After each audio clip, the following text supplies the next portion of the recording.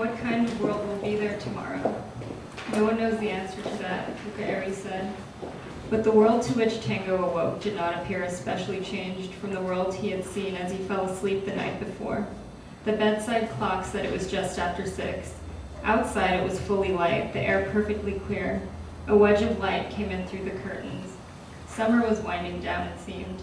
The cries of the birds were sharp and clear. Yesterday's violent thunderstorm felt like an apparition, or else something that had happened in an unknown place in the distant past. The first thing that came to Tango's mind upon waking was that Fukaeri might have disappeared during the night. But no, there she was, next to him, sound asleep like a little animal in hibernation. Her face was beautiful in sleep, a few narrow strands of black hair against her white cheek forming a complex pattern, her ears hidden. Her breathing was soft. Tango stared at the ceiling for a while, listening. Her breathing sounded like a tiny bellows. He retained a vivid tactile memory of last night's ejaculation. He had actually released semen, a lot of semen, inside this young girl. The thought made his head swim. But now that morning was here, it seemed as unreal as that violent storm, like something that had happened in a dream. He had experienced wet dreams several times in his teens. He would have a realistic sexual dream, ejaculate, and then wake up. The events had all happened in the dream, but the release of the semen was real. What he felt now was a lot like that. It had not been a wet dream, though. He had unquestionably come inside Fukaeri. She had deliberately penetrated herself with his penis and squeezed every drop of semen out of him. He had simply followed her lead. He had been totally paralyzed at the time, unable to move a finger. And as far as he was concerned, he was coming well in the elementary school classroom, not because she had no period. He couldn't fully grasp that such a thing had actually happened, but it had actually happened, as a real event in the real world, probably. He got out of bed, got dressed, went to the kitchen, boiled water, and made coffee. While making the coffee, he tried to put his head in order, like arranging the contents of a desk drawer. He couldn't get things straight, though.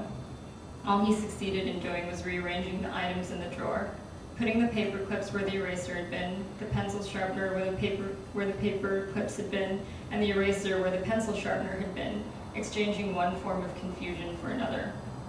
After drinking a fresh cup of coffee, he went to the bathroom and shaved while listening to a Baroque music program on the FM radio, Telemann's Partitas for Solo Instruments.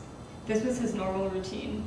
Make coffee in the kitchen, drink it, and shave while listening to Baroque music for you on the radio. Only the musical selections changed each day. Yesterday, it had almost certainly been Rameau's keyboard music. The commentator was speaking.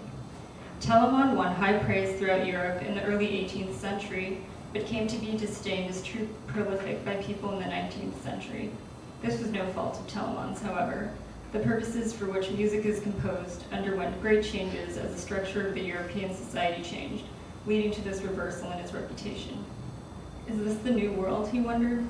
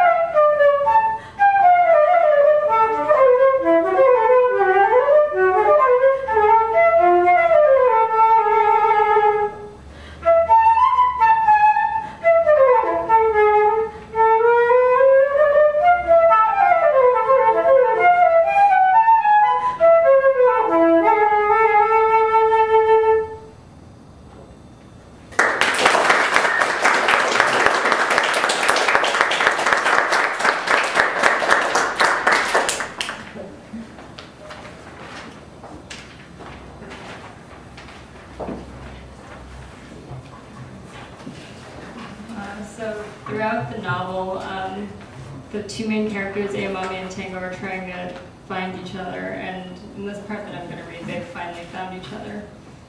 Okay. There are two moons, Ayamami said. Tango nodded. There are two moons. He didn't say this aloud. For some reason, his voice wouldn't come. He just thought it. Ayamami closed her eyes. She curled up and pressed her cheek against his chest. Her ear was right above his heart. She was listening to his thoughts. I needed to know this, Ayamami said, that we were in the same world, seeing the same things. Tango suddenly noticed that the whirling pillar rising up inside of him had vanished. All that surrounded him now was a quiet winter night. There were lights on in a few of the windows in the apartment building across the way, hinting at people other than themselves alive in this world. This struck the two of them as exceedingly strange, even as somehow illogical, that other people could also exist and be living their lives in the same world. Tango leaned over slightly and breathed in the fragrance of Ayamami's hair, beautiful straight hair. Her small pink ears peeped out like shy little creatures. It was such a long time, Ayamami thought. It was such a long time, Tango thought too. At the same time, though, he noticed how the 20 years that had passed now held no substance. It had all passed by in an instant, and took but an instant to be filled in. Tango took his hand out of his pocket and put it around her shoulder. Through his palm, he could feel the wholeness of her body. He raised his face and looked up at the moons again. Through breaks in the clouds, the odd pair of moons was still bathing the earth in a strange mix of color. The clouds made their way leisurely across the sky. Under that light, Tango once again keenly felt the mind's ability to relativize time. 20 years was a long time. But Tango knew that if he were to meet Ayamami in another 20 years, he would feel the same way he did now.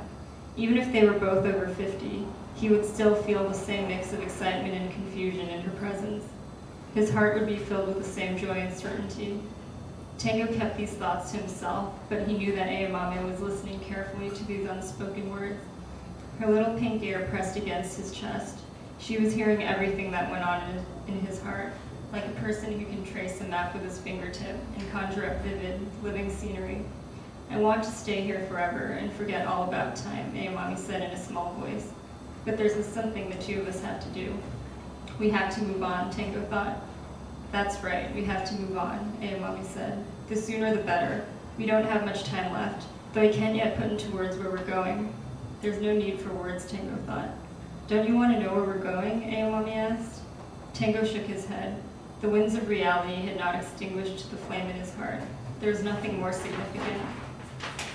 We will never be apart, Ayamami said. That's more clear than anything. We will never let go of each other's hands again. A new cloud appeared and gradually swallowed up the moons. The shadow enveloping the world grew one shade deeper. We have to hurry, Ayamami whispered. The two of them stood up on the slide. Once again, their shadows became one. Like little children groping their way through a dark forest, they held on tightly to each other's hand. We're going to leave the cat town, Tango said, speaking aloud for the first time. Ayamami treasured this fresh, newborn voice. The cat town? The town at the mercy of a deep loneliness during the day and, come night, of large cats. There's a beautiful river running through it, and an old stone bridge spanning the river, but it's not where we should stay. We call this world by different names, Ayamami thought. I call it the year 1Q84, while he calls it the cat town. But it all means the same thing. Ayamami squeezed his hand even tighter. You're right, we're going to leave the cat town now. The two of us together, Ayamami said. Once we leave this town, day or night, we will never be apart. As the two of them hurried out of the park, the pair of moons remained hidden behind the slowly moving clouds. The eyes of the moons were covered, and the boy and the girl, hand in hand, made their way out of the forest.